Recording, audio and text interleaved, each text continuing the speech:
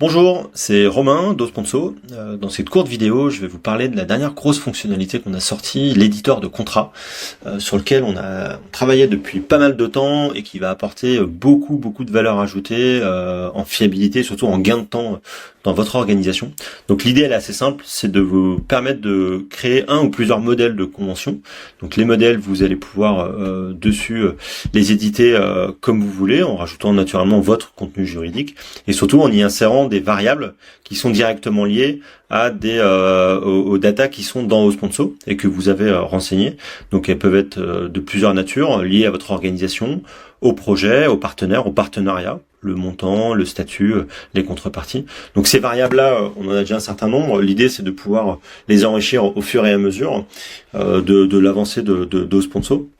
Une fois que vous avez terminé votre modèle, vous l'enregistrez et en vous rendant sur votre projet, vous allez pouvoir partir d'un partenariat. Donc je vais prendre le Crédit Mutuel par exemple.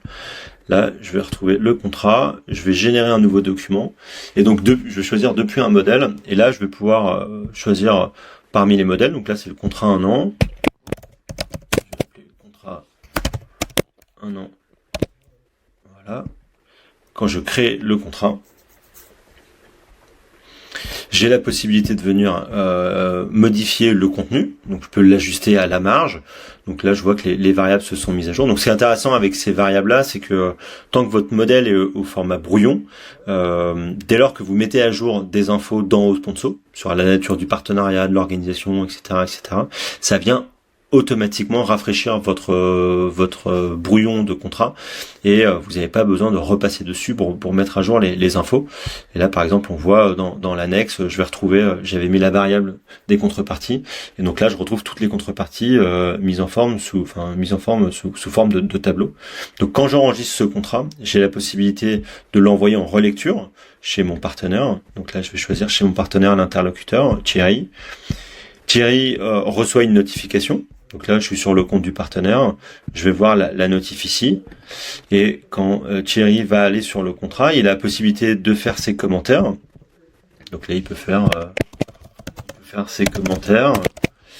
Il va rajouter son commentaire ici. Et puis, bon, là, il peut le faire sur l'ensemble du document, naturellement. Il va pouvoir terminer la relecture. Et quand il termine la relecture, vous, de votre côté, vous allez voir ici la relecture du contrat. Donc je vais retrouver le contrat du Crédit Mutuel. Je vais aller dans mes contrats ici. Là, je vois que la relecture a été terminée et j'ai la possibilité soit de faire les modifications, de renvoyer en relecture ou c'est tout simplement de finaliser le document.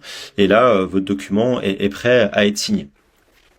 Donc ça c'est la brique telle qu'on l'a sortie aujourd'hui. Donc on continue à travailler dessus. Dans les prochaines étapes, on aura la signature électronique, ce qui permettra d'avoir un workflow vraiment complet. Et ça vous permettra de gagner encore plus de temps et de fiabilité dans tout ce process administratif. J'espère que ça va vous plaire et surtout si vous avez besoin de renseignements ou si vous voulez qu'on s'organise une petite démo, n'hésitez pas à me contacter. Merci beaucoup, à bientôt.